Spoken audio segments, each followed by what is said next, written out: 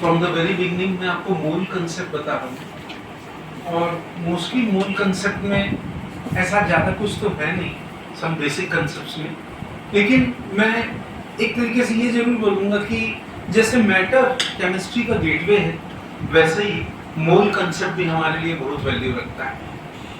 अगर मुझको पता करना है, suppose if I want to know कि किसी भी पार्टिकल के 1 ग्राम में या किसी भी पार्टिकल में, किसी भी सब्सटेंस में नंबर ऑफ पार्टिकल्स कितने होंगे, तो उसके लिए मेरे पास में कोई पैरामीटर नहीं है।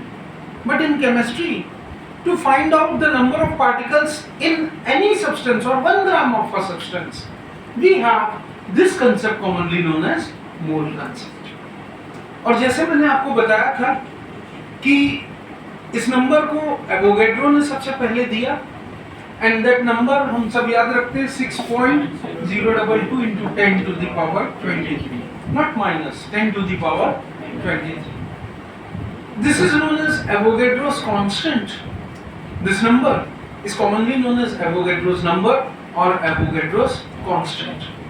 तो हम ये मान के चलते हैं किसी भी पार्टिकल में, किसी भी सब्सटेंस में इतने नंबर ऑफ पार्टिकल्स प्रेजेंट होंगे, and this is equal to 1 mole. What it is equal to? This is equal to 1 mole. इसको मैंने आपको बताया कि एवोगैड्रो के बेसिस पे इसको हम लोग n ऑफ a और एवोगैड्रोस नंबर भी बोलते हैं। क्लियर? सो मोल क्या है? किसी भी केमिस्ट्री के पढ़ने वाले की जो यूनिट है, the unit which tells us about the total number of the particles present in a particular substance. So chemist's unit is commonly known as Avogadro's number. Clear? Right? And ये दुनिया के सारे particles के लिए applicable है। चाहे हम atom की बात करें, चाहे हम मॉलिक्यूल की बात करें, किसी भी सब्सटेंस की बात करें, ये दुनिया के हर पार्टिकल के लिए ये applicable है। Clear? मतलब अगर मैं बोलता हूँ कि इसको मैं और सिंप्लीफाई करके समझाने की कोशिश करता हूँ, अगर मैं बोलता हूँ 1 मोल ऑफ हाइड्रोजन एटम, मतलब 1 मोल ऑफ हाइड्रोजन एटम का मतलब क्या हुआ? It has 6.022 into 10 to the power 23 number of atoms of hydrogen. Clear? Right? Getting me? अच्छा, मुझको पता करना है कि मान लो मेरे पास में सैंड, रेत का एक टुकड़ा है, और उस रेत के टुकड़े में कितने पार्टिकल्स प्रेजेंट होंगे। रेत एक छोटा सा एक सब्सटेंस, एक रेत का पार्टिकल, और उसमें नंबर ऑफ पार्टिकल्स कितने होंगे अगर मुझको पता करना है, तो what I will ideally take 6.022 into 10 to the power 23. This I will take ideally as 1 mole of particle. तो इसके बेसिस पे हमारे पास में बहुत सारी डेफिनेशंस है। मोल यहीं पे खत्म नहीं होता है, हमारे पास में मोल की बहुत सारी डेफिनेशंस है। First definition of a mole comes in terms of mass. What does it comes in terms of? The first definition of a mole, it comes in terms of mass. Definitions of mole. The first definition of a mole comes in terms of mass. तो मास के basis पे मोल की definition क्या होती है? याद रखेंगे, mole is defined as the amount of substance. Mole is defined as the amount of substance which has mass equal to gram atomic mass. A mole is defined as a substance which has mass equal to gram atomic mass. Clear? Right? मतलब मैं इसको simple भाषा में समझाने की कोशिश करता हूँ। अगर मैं बोलता हूँ 1 मोल ऑफ कार्बन एटम कितना होगा? 1 mole of carbon atom is equal to how much? 12 grams. क्यों मैंने 12 ग्राम लिखा? क्योंकि कार्बन का एटॉमिक मास कितना होता है? 12 होता है, because the atomic mass of carbon is equal to 12. Clear?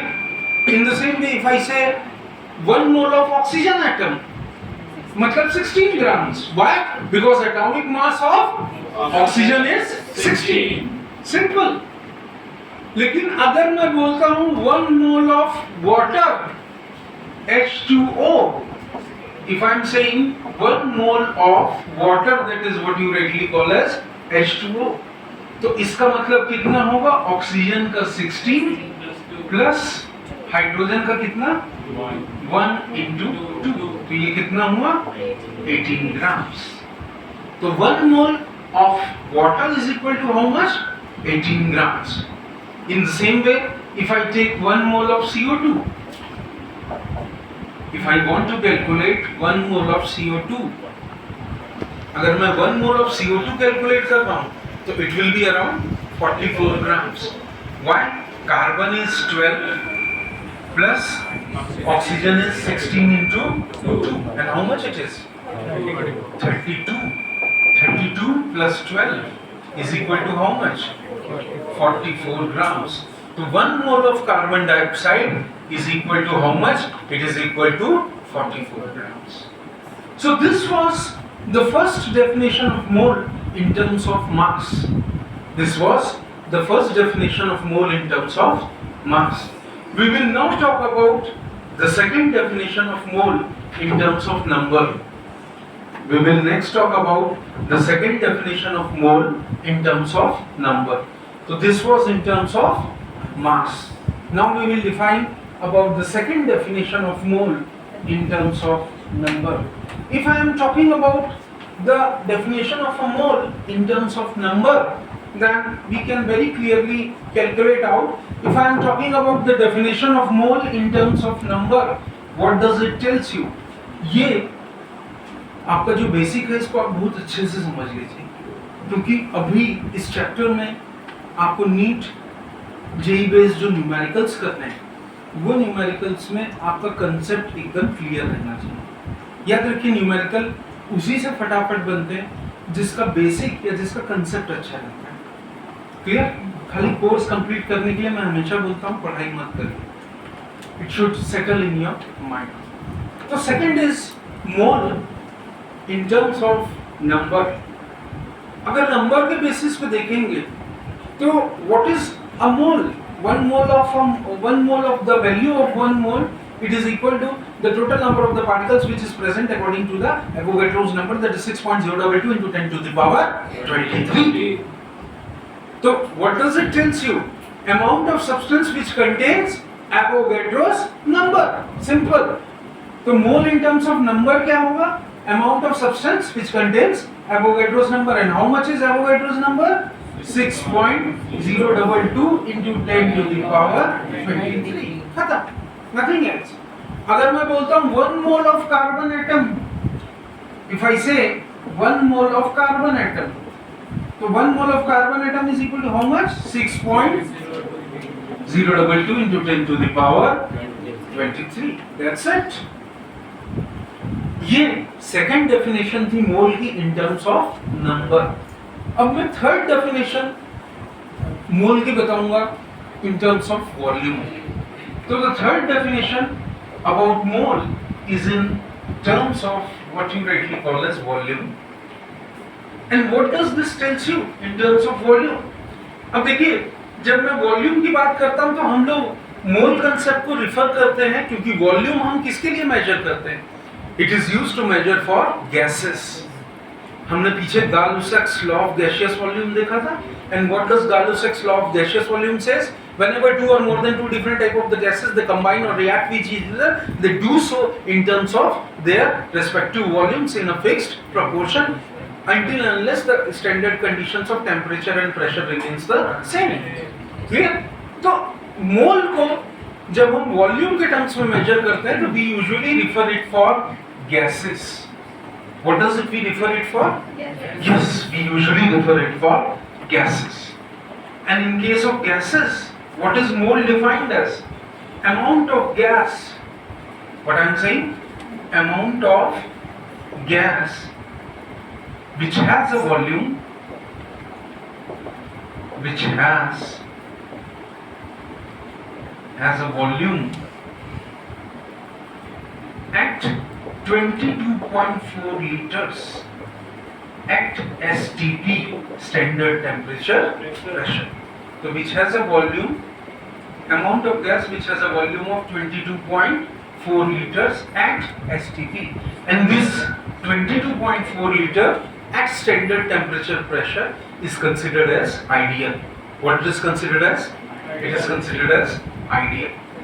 तो अगर मैं बोलूंगा 1 mole of oxygen gas, 1 mole of oxygen gas, तो वो किसके बराबर हो जाएगा? It will be equal to 22.4 liters at STP. Clear? 22.4 liters at STP.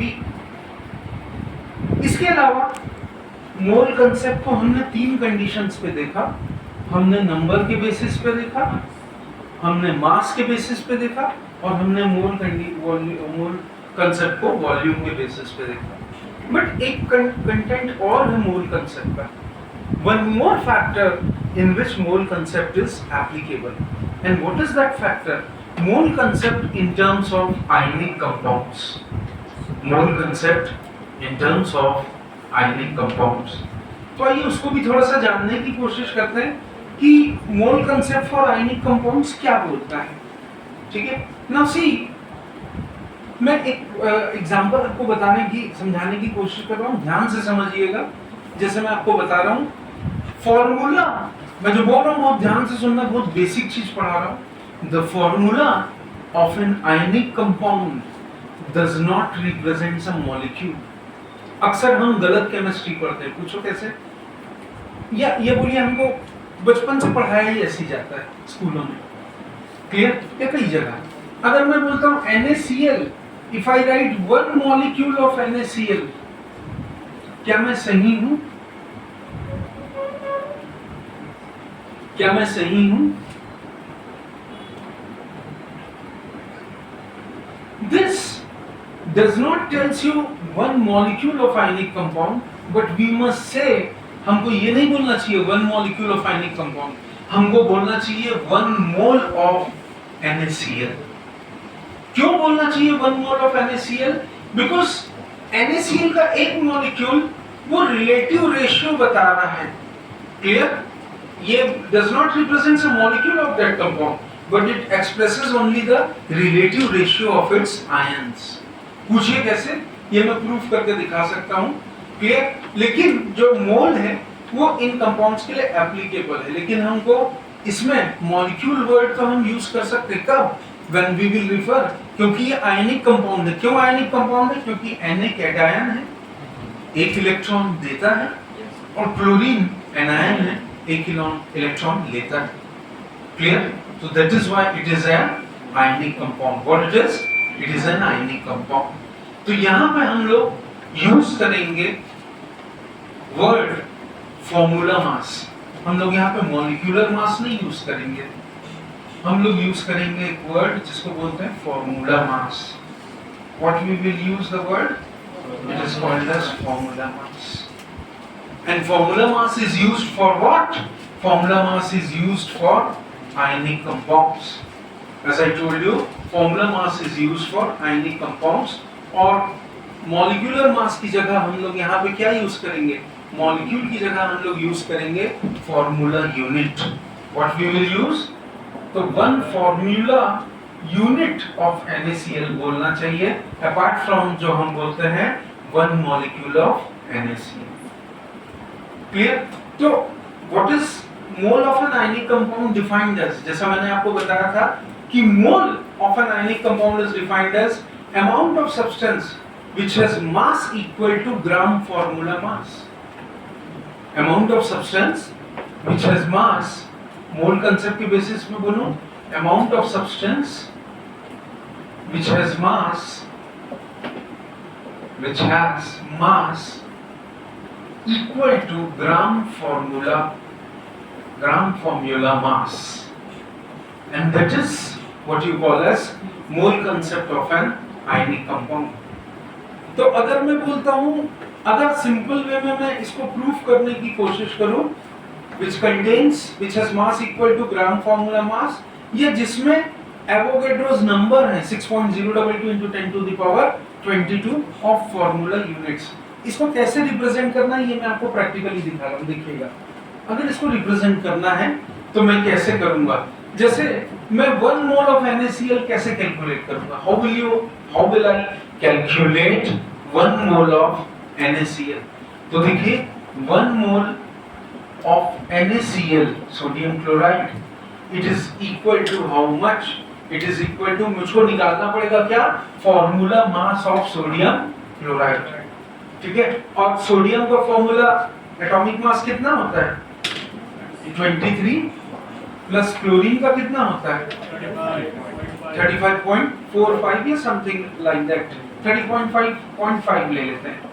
इसको जोड़ेंगे तो कितना आ रहा है? इसको जोड़ेंगे तो आ रहा है आपका व्हाट इट इज 58.5 ग्राम, ठीक है? मतलब इसमें आएगा 58.5 AMU एटॉमिक मास यूनिट। तो 1 mole of NaCl is equal to 58.5 gram.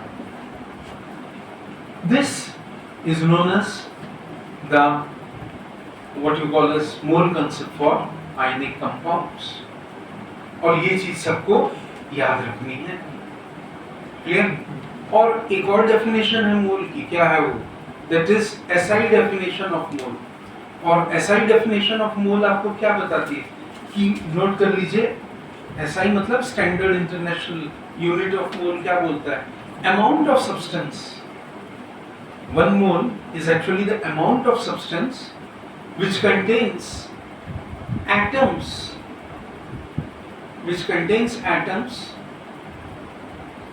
equal to, which contains atoms which is equal to carbon C12 isotope.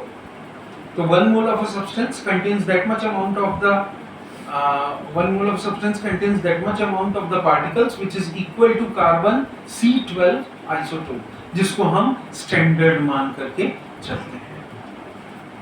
Clear?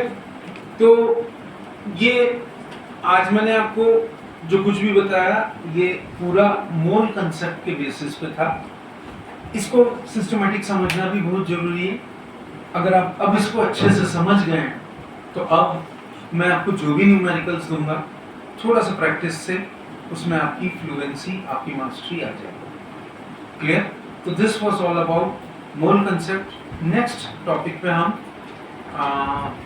कुछ और टॉपिक्स को लेकर के इसी चैप्टर के हम बात करेंगे। Thank you.